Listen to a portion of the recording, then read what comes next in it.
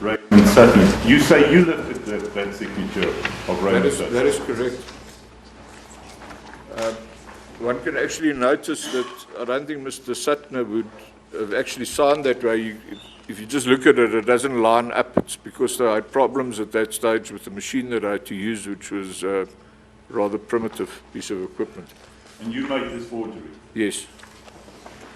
Okay, and if we can continue along this same line, because that's the relevance for me specifically. If we talk about Mr. Dave Dalling.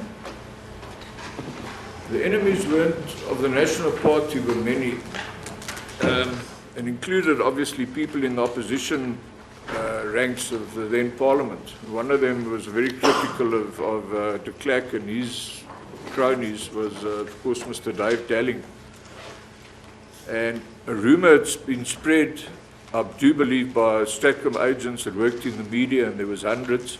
The media obviously a prime target, that Dave Dalling might cross the floor, as it were, declare himself by joining the ANC. So we decided to embarrass him, and I forged a cheque with his signature on for the 12 Rand, that's what it was those years, membership to join the ANC, and had it delivered to the newspapers who headlined it. Of course, he was attacked the minute this came out. He was attacked by members. The Klerk and company would have used this now as a means to say to him, but Mr. Dalling, you're already a member of the ANC. And he was so confused because the forgery was very good. I must say to him what credit, and sadly. He wasn't even certain that he hadn't. In fact, I think his first reaction was he said that somebody put cheques in front of him. He didn't know what he was actually signing. But he did deny it, which caused him some embarrassment. I think Annex D to your statement is a classical example of Stratcom. If you can take us to the Alexandra Civic Association pamphlet and can tell us what was your involvement with this Exhibit D. This leaflet, where did it come from? Who developed and whose handiwork is this? This is my artwork. Information was received. There was Alexander Township in Johannesburg was quite a hotbed of political activity at that time, and there was two organizations promoting this or fomenting this dissent in Alex at that time, and the target here was a gentleman by the name of Moses Mayakisa and Obed Bapela, Richard Marikani, and a couple of other members. We'd found out that they'd actually moved out of Alexander Township and moved into, I think one of them was staying in Ponty buildings. So the whole thing here was, how could these guys be revolutionaries and representing the people and they didn't even live in the place anymore? So I drew this originally with a Koki pen, and it was corrected by the government printing service who did all our printing. And I think they printed 100,000 or something like this, which were once again dumped all over the township that night, and had a very negative effect on the target group that would have been, of course, Moses Mayakisa, Mr. Bapela, Richard Marikani, and others. If we go to the second page there, it's stated they're issued by the Alexandra Civic Association. Obviously that's a lie.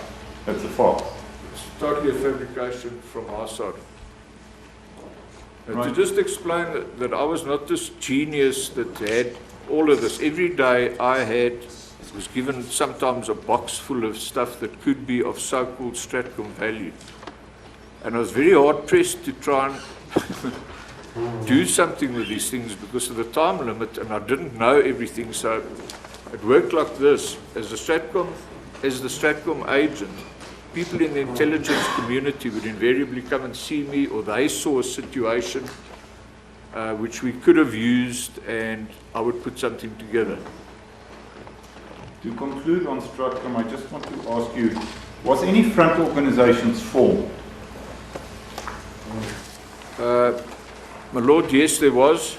There was news agents formed. One of them was by a colleague, Mr. Michael Bellingham, ex-captain Michael Bellingham, and I set up, and two other people set up a thing called PANA, Pan-African News Agency, which I believe still carried on for many years after all of this.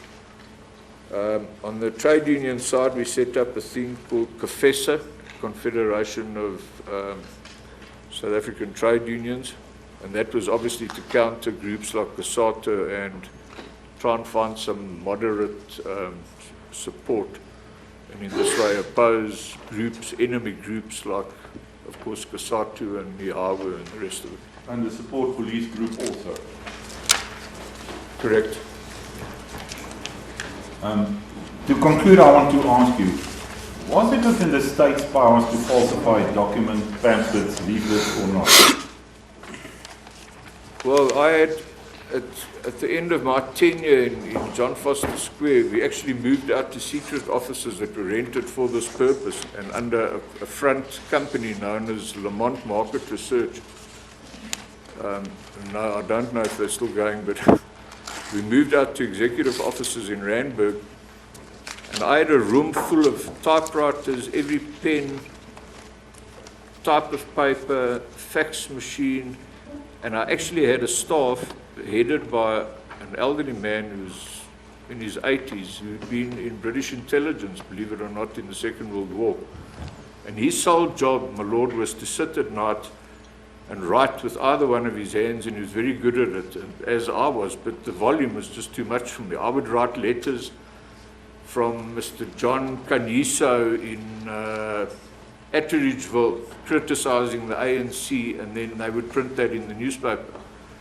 But the letters looked so good, and we'd complete the effect by letting them get now dirty, drip candle wax on them, and none of them were ever the same.